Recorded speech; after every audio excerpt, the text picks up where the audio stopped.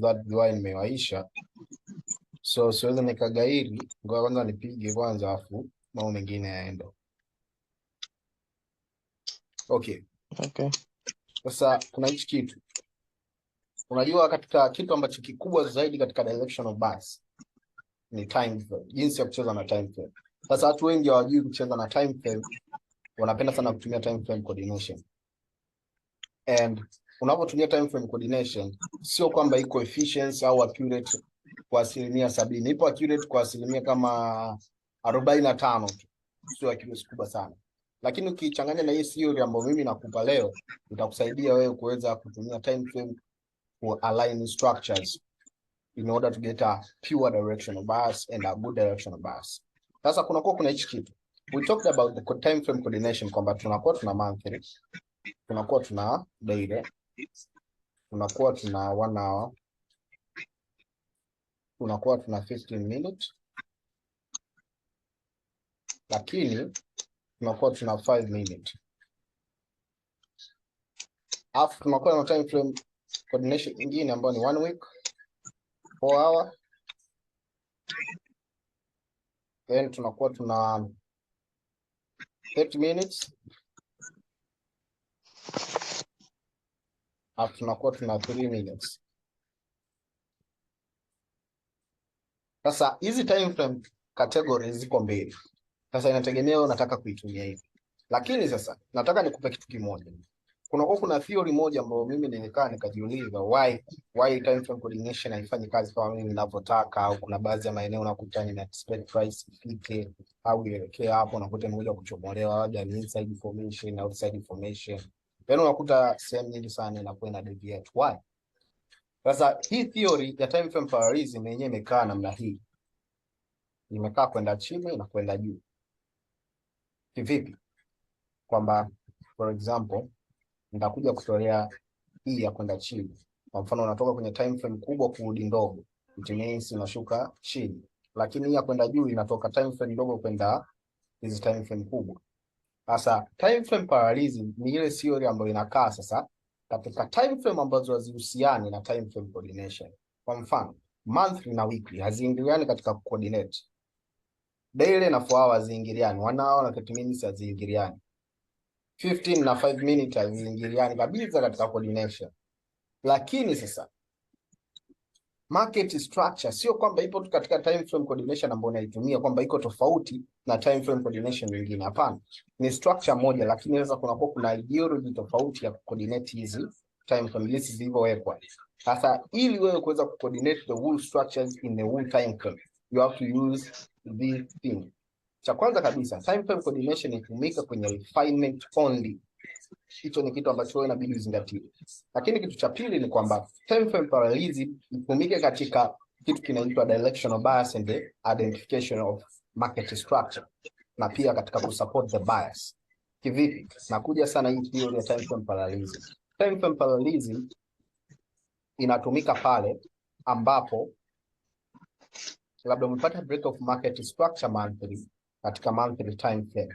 Lakini break of market structure unakuwa labda unataka ufanyie alignment na weekly. Je, weekly anasupportiana na monthly? Kuweza kupata kitu kinaitwa clear structures between two time frames that are parallel. Sasa ukisha fanya coordinating aligning ya structures between monthly and weekly, kuna kitu lazima utakipata ambacho ni cha utofauti, ambacho kitakufanya wewe uweze kuanticipate soko katika different view. Sasa ukija tena daily, labda umeshapata labda umeanticipate labda bias yako daily, lazima uje coordinate na 4 hours. 4 hours inasemaje? For example, nitakupa mfano. Ukiwa unatoka juu kwenye time frame kubwa unaenda chini kwenye time frame ndogo, hii inakupa clear and visible break of market structure and where to anticipate price itafika au itaelekea au inaondoka.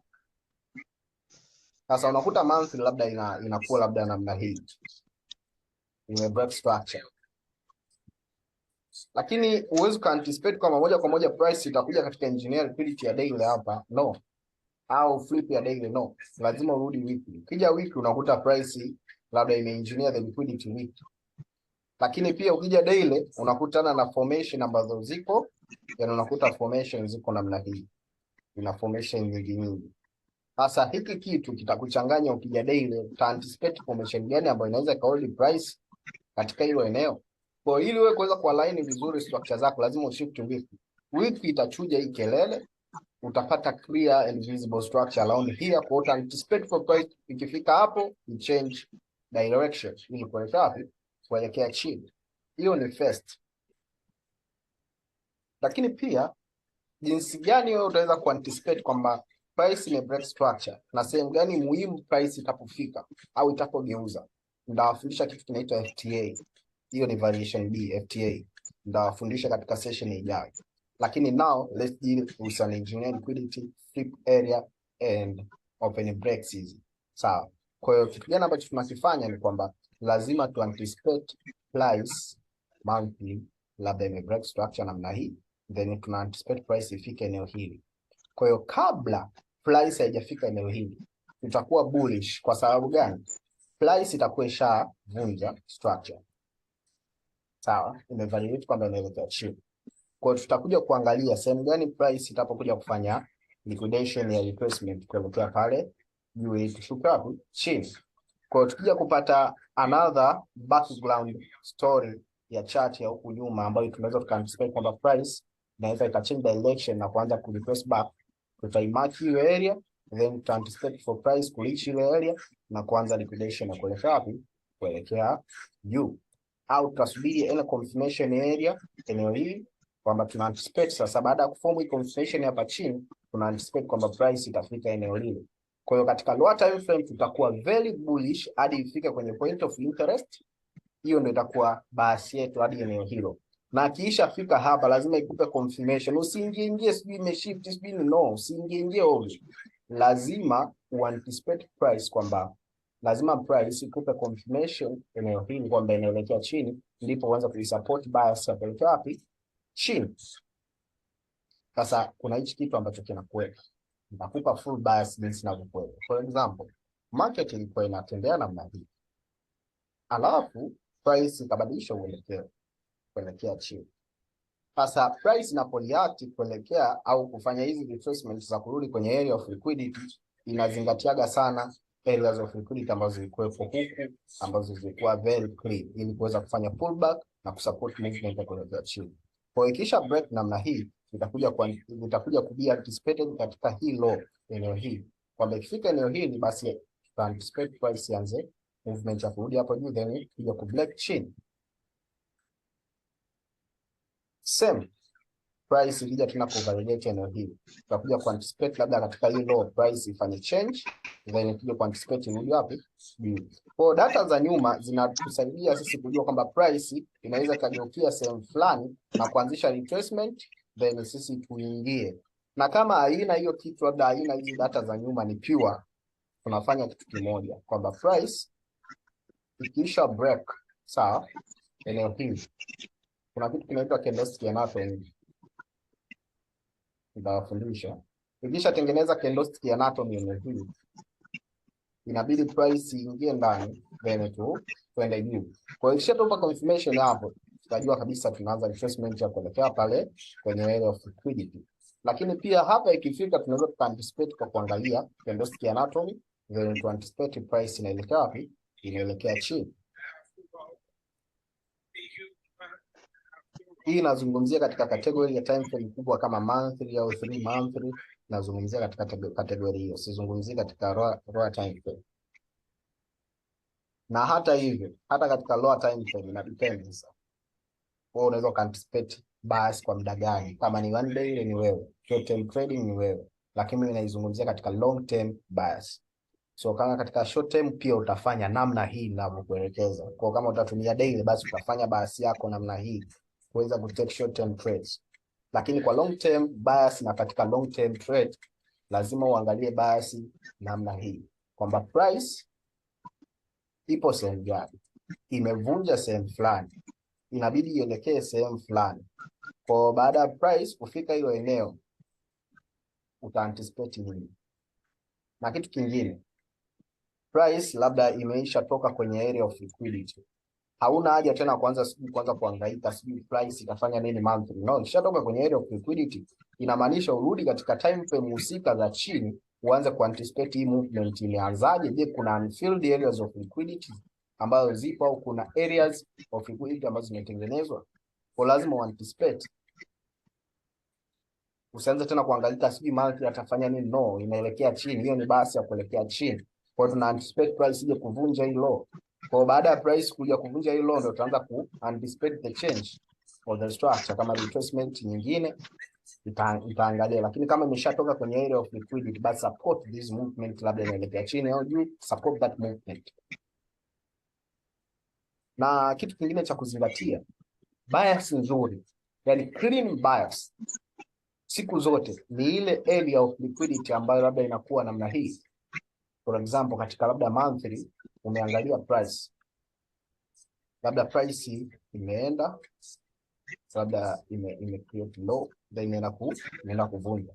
Baada ya price kuweza kuvunja eneo hili, bias nzuri au pair nzuri ya kutrade ni ile ambayo haipo kwenye area of liquidity, either inaelekea au inatoka.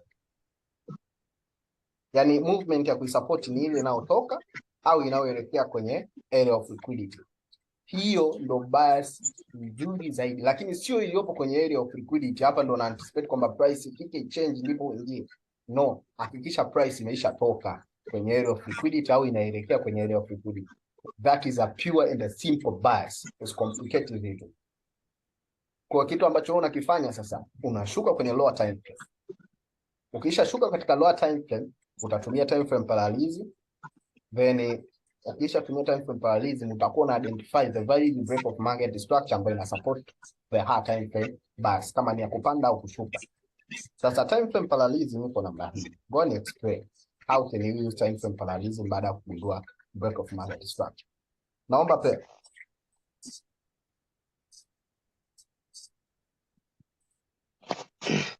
JJ.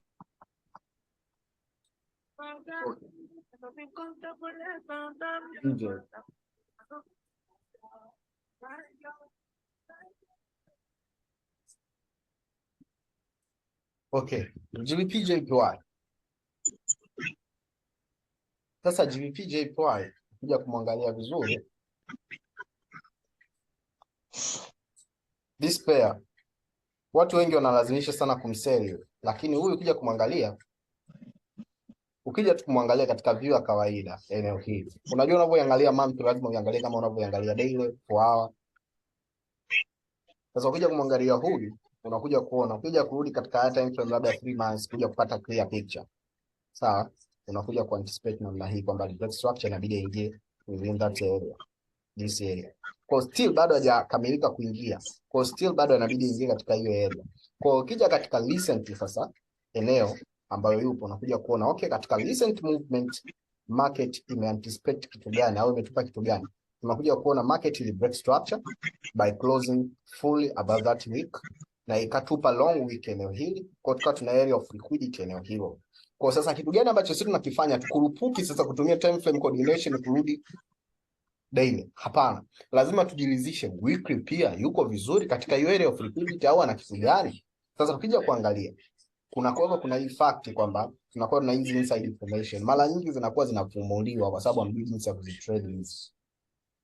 Kwa mfano eneo hili hapa tulikuwa na hii break of market structure ya week ni nzuri kabisa ambayo ime anticipate pia na monthly, lakini pia tulikuwa tuna hizi long week hii area ambayo ilikuwa ina long week sana. Kwa bado still hii ni area of liquidity, kwa hiyo itakuwa swiped out. Ukishaona hiki kitu ambacho kipo namna hii, ujue kabisa itakuja kuwa swipe. Kwa mimi nisinge anticipate hapo, ningekuja ku anticipate kwa kutumia order block hii. Sawa? Eneo hili la chini lote inabidi nije ku define. Sasa nikirudi hapo inabidi nirudi daily kuja kuangalia hilo eneo linanipa kitu gani. Sasa nikija daily still naona hichi kitu. Still bado hichi kitu kipo. Kwa nitakuja ku define more order block eneo hili. Hii hapo. Sawa. Nikija ku define hapo, sitaishia hapo kwamba eti nitajilizisha nirudi wanao kuja kutafuta engineer liquidity. No, nitakuja ku define more katika 4 hour. Sasa katika 4 hour kingine ambacho nitakifanya, nitakuja kufanya kitu kimoja. katika ile eneo ambalo price mimi nilikuwa na anticipate kwamba irudi, na kuja kuona hichi kitu kwamba nikija kuangalia eneo hili na kuja kuona liko namna hii, lina hii fresh area of liquidity eneo hilo, hii fresh area of liquidity. Lakini sitaishia hapa kwa sababu bado ipo clear, nitarudi wanao ili kuweza kuitanua hiyo area imekaaje. Maana yake mimi nitakuwa na anticipate katika vitu viwili, either ni engineer liquidity au flip area. Sasa nikija kuiangalia vizuri na kuja kuona okay, kulikuwa kuna hii area ambayo imekuwa anticipated kwamba price, cha kwanza kabisa price eneo hili itengeneza kama area of support and resistance here kama unaiona, ambapo price mara ya kwanza ikaswipe liquidity, hivyo swipe liquidity ika close below, lakini mara ya pili ikaja kufunga na momentum candle above that area. Na ukija kuangalia vizuri hii area ilikuwa ni untapped, kwamba hii ilikuwa ni flip lakini ilikuwa ni untapped, kwamba price alireject eneo hili, akaja kutest mara kwanza, mara ya pili akashuka chini, lakini akaja kuwa swiped out, alafu akuja kutest baada ya kuweza fully close above this eye. Kwa hiyo mimi nita anticipate kwamba price ifike eneo hili ndipo nije kupata confirmation ya kuelekea wapi, confirmation ya kuelekea juu. Kwa mimi nitamaki ile area yote kama price aingie huko afanye structure change, ndipo mimi niweze kuingia. So nikirudi daily, eneo hii ndio itakuwa entry, then nitaangalia sasa price inanipa kitu gani. Sasa nikija kuachia na kuja kuona hichi kitu ambacho kilikuwa kimetokea eneo hilo. For the first time price akaja kutap eneo hili. Baada ya kuja kutap, inamaanisha sasa akawa ametupa kitu kinaitwa kwamba ametupa alivyo tap hapa, inamaanisha ukirudi 4 hours sasa. Ukirudi 4 hours, sawa, unakuja kuona price alifanikiwa kushift by closing this area, lakini tukija kumaki our order block kwa sababu pia hii hatuwezi anticipate kwa sababu kuna more candles huko, inamaanisha kuna liquidity chini. Kwa hiyo ukija kulifine hapa utakuja kupata entry hapa ambayo iko eneo hili, ambayo hii ndio ilikuwa entry ya wewe kutake a trade. Lakini hapo sijatumia time frame coordination, nimetumia time frame parallelism katika kwa anticipate the movement. Kwa hiyo hadi sasa hivi GJ na anticipate kuwa bullish. Sio unanipata? Sasa baada ya kuweza kuanticipate tunakuja kuona okay, alivyo break structure akarudi katika ile order block refinement yetu, labda hapo ulikuwa umerefine ukapata engineer labda wanao eneo hilo whatever. Sasa baada ya kuweza kurefine ukapata hiyo movement ya kuelekea juu. So now kitu gani ambacho tuna anticipate ni kwamba price itaelekea moja kwa moja kuelekea wapi? Kuelekea juu. That is how GJ played out. Lakini sasa hapa nimetumia ule mfumo wa kutoka kwenye time frame kubwa kuja kwenye time frame ndogo. Na kila time frame nilikuwa napita na angalia inanipa information gani? Sijui kama unanipata. Yeah. Okay. Sasa nikija kuangalia vizuri ili mimi kuweza kutrade katika ufasaha, labda nimesha anticipate labda price fulani inaelekea labda tuseme USD CHF, tukija kumwangalia labda monthly. Let's anticipate for USD CHF. Ukija kumwangalia monthly, as you can see here, monthly ame break structure very quite well. So we were bullish until this level, until this engineer liquidity hapa ambayo ilikuwepo. Kwa tuna anticipate price itafika eneo hilo, lakini iko pia alignment moja na order block yetu. So baada ya kuwa alignment na order block na engineer liquidity, baada ya kutap, then tukawa tuna anticipate for downfall na kama fall vizuri. So kitu gani ambacho sisi tunakifanya research, tunakuja sasa kuangalia weekly anatupa nini na daily anatupa nini. Hatuwezi kaangalia daily kwa sababu tumetumia monthly, no. Lazima tu anticipate hii movement ya kuelekea chini kwa kutumia weekly na daily. Ingawa tuna support monthly. So tukija weekly tunakuja kuona okay, weekly yakuwa very sharp on the downside, then akatupa break of market structure, then baada ya hapo tumepata hii area of liquidity, then price ika retrace back to that area, then tukapata sharp movement to the downside movement. Kwa hapa tukija kuangalia pia daily tunaona kabisa price ilikuwa inatengeneza good liquidation, lakini ilikuwa ina kelele sana. As you can see here, price ina break eneo hili inarudi ndani, ina take liquidity, ina break tena eneo hili, inarudi ndani, ina take liquidity, hivyo hivyo. Lakini watu wengi walikuwa swapped out katika hizi high ambazo kwa na anticipate itakuja kudondoka, kwa sababu walitumia time frame coordination, hawakuweza kutumia time frame parallelism. Kwa sababu gani? Tulikuwa na anticipate kwamba price muda wote itakuja katika fresh area huku juu, rather than these highs ambazo ziko katika daily.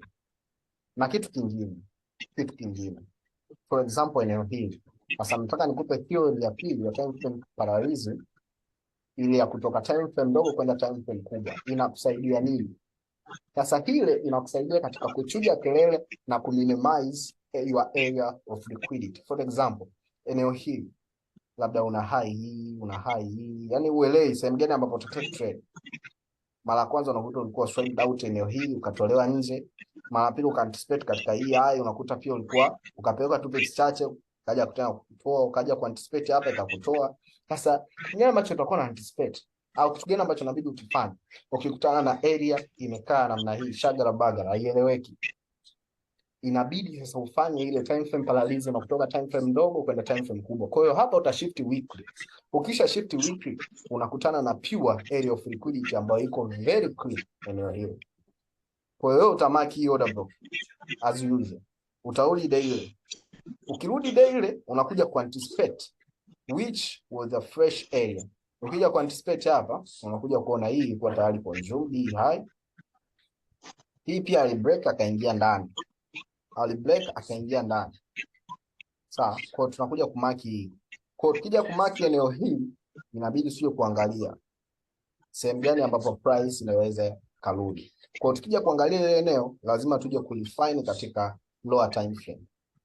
So tutarudi katika 4 hour kuja kuliangalia hiyo eneo. Eneo gani ambao sisi tunaweza tuka anticipate for price change in direction. Sasa ukija kuangalia eneo hili,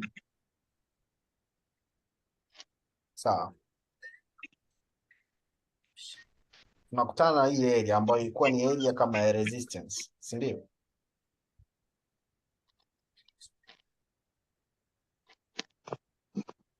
Yani price alivyokuja chini akaja kutap mara kwanza, mara pili, mara tatu. Ndawafundisha kitu kinaitwa entry ambayo inaitwa a lot of rejection in your point of interest, ambayo ni very essential entry. Ni entry moja tamu sana. So for example hapo unaweza kuja kuanticipate price kwamba utarudi katika hii area ambapo price imereject mara nyingi. Kwa utaangalia stop loss unaweka eneo gani. Lazima upime pips ngapi. Pips 27. So mbaya. Mimi kwangu nikacheki pips 27 sio nyingi wangu. Kwa hiyo ningekuja kuangalia, je, price ile play out vipi katika hiyo eneo ambalo limekaa kama resistance na pia halijavunjwa. Kwa pia litatupa sisi kitu kimoja ambacho kitaweza kutusaidia katika kuanticipate kwamba price itaelekea chini, kwamba itaweza kurudi price kuelekea chini kwa sababu ni resistance zone. Chelewa.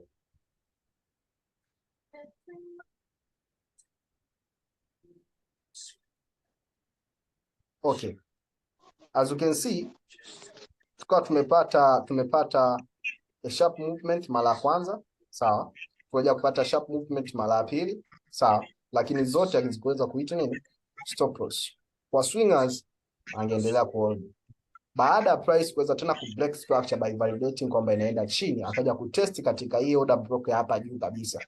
Then tukapata a huge movement sasa ya kuelekea wapi? Kuelekea chini. Kwa hiyo hapo kwa mtu ambaye ana hold hawezi akatoka sokoni. Kuna issue ambayo nitawafundisha how to invest in forex. Mna anticipate for few pips CL, lakini hamjui jinsi ya kutrade by many pips CL na kuanticipate 1000 pips. Hamjui. Kuna mtu anaingia na 0.01 lakini unakuta at the end of the day anatoka na $500, $400. Ni tofauti na wewe kabisa. Yeye amerisk labda pips 100 ambazo sawa na $10, lakini ka target pips 4000. Hamwezi mkafanana. So for example hapa kwa swinger yeye angeweza kutake hii trade then angeshuka hapo angeshuka chini. So that was a clear entry. Na kwa sababu gani hajaja kuvunja hii area? Amekuja tu kucheza hapa akatembea chini. Ni kwa sababu this area was a resistance area ambao price kwa na anticipate kwamba itashuka wapi? Itashuka chini, na tumetokea weekly, then tukaja ku anticipate daily, then 4 hour tukamalizia mchezo hapo. Yana tujaenda mbali. So time frame parallelism inakusaidia katika hatua mbili, aidha ya kupanda au kushuka. Na ukiwa unashuka kutoka time frame kubwa kurudi ndogo, hapo unatafuta pure valid break of market structure na pia kusupport higher time frame ili kuweza kupata a clean area of liquidity. Lakini ukiwa unatoka chini kwenda katika time frame kubwa, hapa tunakuwa tunaangalia katika confusion area. Unakutana na area imekaa shagara bagara ieleweke, yani for example price labda create something like this, yani kwamba price imeenda create something like this, lakini hii inavyoonekana unakuta inaonekana namna hii, yani price imeenda create imeenda imerudi namna hii, yani imetengeneza formation nyingi eneo hilo. Sasa ujui tumie hivi uache hivi, yani hizi formation zote unataka uzitumie, ina confuse. Kwa hiyo ili kuondoa hii confusion lazima ushift katika time frame kubwa ambayo itakupa clean picture. Ukisha shift pale unabakia tu na kitu kimoja, then una mark order block katika ile clear area, then una refine and you are good to go. Umenipata? Yeah, was napata. Okay. Sasa I'm going with summary. Summary yangu ya leo ni kwamba directional bias ya kwanza kabisa. Nisifundishe directional bias kwa ukaribu, no. Na kufundisha directional bias katika kitu kimoja. Hii directional bias sifundishi ni the rule kwamba hii ndio directional bias, no. Kuna confirmation directional bias ambayo nimewaambia ni candlestick anatomy ambayo ni nzuri. Tutajifunza katika candlestick anatomy. Lakini kuna hizi shift ambazo za market structure ambazo mimi sasa hivi nazionaga ni kama flash fulani ambayo inawadanganya watu kunakuja kuwachomoa. Lakini ndakuja kuwafundisha msiwaze. Lakini for all summary for today iko hivi kwamba cha kwanza kabisa lazima ujue time frame parallelism na time frame coordination. Lakini time frame parallelism itumike katika ku identify the pure bias na break of market structure baada ya ku identify bias. So kitu kingine ni kwamba nimewaambia kwamba directional bias nzuri ni ile ambayo inakuepo inaelekea kwenye area of liquidity au ishaondoka katika area of liquidity. Na ukisha ipata, for example, price in break structure, we have this break of market structure. Then price inaelekea hapo juu. You have to support this bullishness in the lower time frame. Kwamba katika daily au weekly au 4 hour inabidi upate a clear area ambayo ina support monthly level au 3 monthly au weekly. Ina depend na wewe time frame yako favorite ni hivi. Kwa ukisha pata labda break of market structure eneo hili ya kuelekea juu, that is a clean bias for you. Lakini kitu kingine ambacho natakiwa kufanya ni kwamba lazima uangalie, je, price imefika eneo hilo, imeanza kuondoka? Yani imefika eneo hilo la area of liquidity na imeanza kuondoka eneo hili, yani imeanza kuondoka kuelekea chini. Then uanze kuisupport hii movement kuelekea wapi? Kuelekea chini, ili kuweza kupata clean view katika small time frame au lower time frame. Kwa daily, week, 4 hour na daily. Sasa hiyo ndio how to anticipate bias.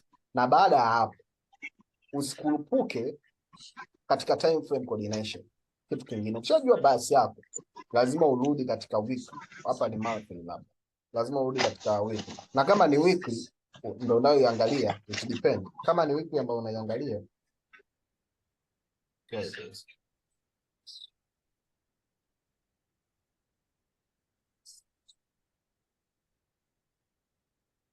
Okay, naomba dakika kama moja hivi.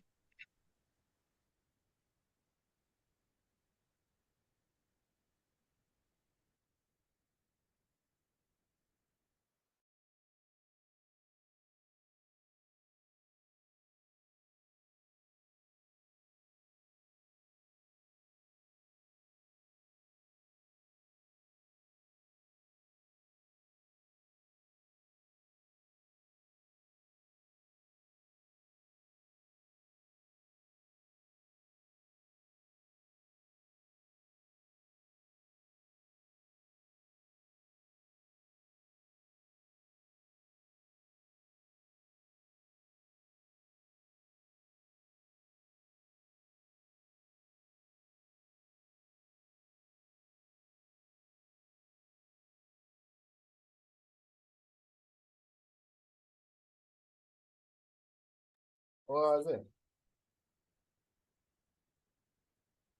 Oa. Rosa. Okay. Sorry. Nilikuwa nazungumzia kwamba usikurupuke katika ukishapata bias usikurupuke tu katika kutumia time frame coordination. Sasa jinsi ya kuweza kuisupport lazima uje kuangalia. Weekly anakupa break of market structure.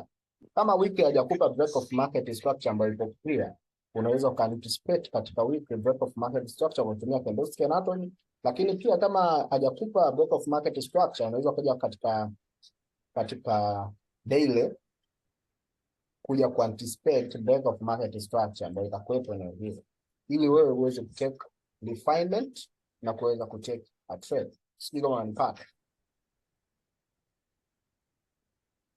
Unanipata wazee? Yeah. Okay. Nakupata first class. Okay. Ndakupa mfano wa pair hapa. I think tumebakia na dakika chache, lakini ndakupa mfano wa pair. For example, hii pair. Hii pair ni very good pair. Kwa sababu gani? Kuja kuangalia hapa, monthly unakutana na kelele, yani unakutana na kelele kweli, hujui ni area ipi ambayo uta take trade. Kwa hiyo inabidi urudi time frame kubwa ambayo ni 3 month ili kuweza kuchuja kelele za monthly, si ndio? Kwa hiyo ukiweza kuangalia hapa hii 3 month inakwambiaje kwamba price inabidi rudi area ya hapa juu ambayo iko alignment moja na engineer liquidity, na pia kuna rate of rejection. Kwa hiyo ni kama rate of rejection pamoja na resistance area. Kwa hiyo price inaweza kabisa rudi eneo hili. Kwa baada ya price kuweza kuingia hapo, tuna anticipate price ifike wapi? Ishuke chini ije kuvunja hii low. Kwa hiyo low tuna anticipate kuja kuvunjwa, ije ku close below this low. Kwa now we are bearish. Kwa kama tuko bearish na monthly pia yuko bearish, tunakuja kuangalia monthly pia tunakuja kuangalia okay, monthly pia yuko bearish, anashuka chini, lakini let's see weekly. Weekly ametupa kitu gani?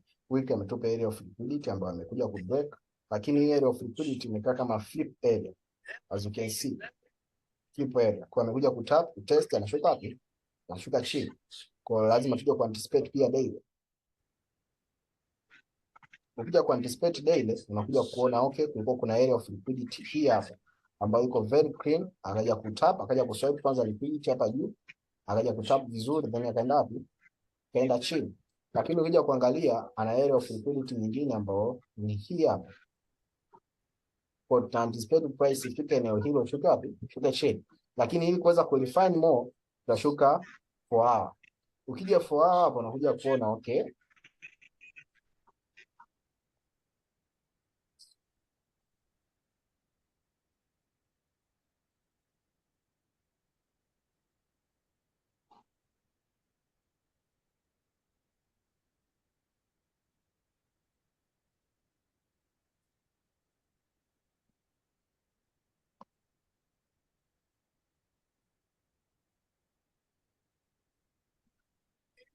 okay, kurudi 4 hour. Okay, baada ya kurudi 4 hour tunakuja ku anticipate katika this inside formation kwamba ndo atakuja eneo hili. Sawa. Lakini still hatuwezi kaacha tu katika inside formation. Lazima tujenge logic behind. Kwa nini aje eneo hilo? Kwa nini aache eneo la juu hapa? Sawa. Kuja kuangalia huku alikuja kuvunja eneo hilo hili hapa ambalo lilikuwa ni area of liquidity, lakini kuja kuangalia vizuri kaja kutesti eneo hilo hilo. So price kaja kutest, kaja kuconsume, then audio hapo chini. Kwa hiyo tunakuwa tuna clear area ambayo itakuwa ni hii. Kwa hiyo tukija ku-refine hii area tunakuja ku-mark this area.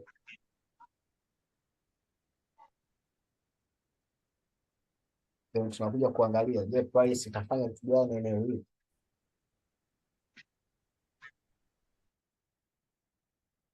Kwa tukija kuangalia eneo hili lazima tuje kuangalia ina flip au ina kitu gani. Ukija kuangalia hii ilikuwa ni area of flip area, lakini price akaja alivyovunja akaja kutest ndani zaidi akashuka hadi chini. So tunabakiwa na hii area, lazima tushuke chini.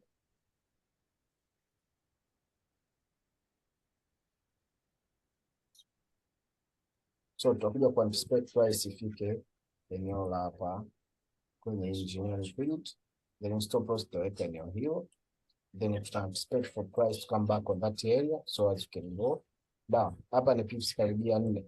Pips 4 ni uongo. So mimi naweza nika anticipate hata pips 10. Pips ada pia uongo. Mimi anticipate pips 10 bwana. Ndio hilo. Kwa pips 10 eneo hili inakuwa unyama zaidi. Kwa hiyo ndio itakuwa nchi yangu, then stop loss pale pips 10, then nita anticipate for price kushuka wapi? Kushuka chini eneo hili. So hiyo ni basi ambayo nimeichambua kutokana na higher time frame. So tutaangalia ita play out vipi. Sawa. But ingawa kadi CHF ni si trade, just pia nimekuta tukipenda trade pair chache. Okay. Kuna swali?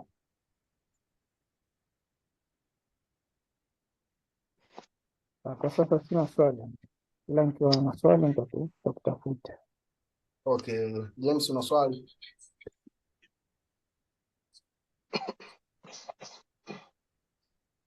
Sasa hivi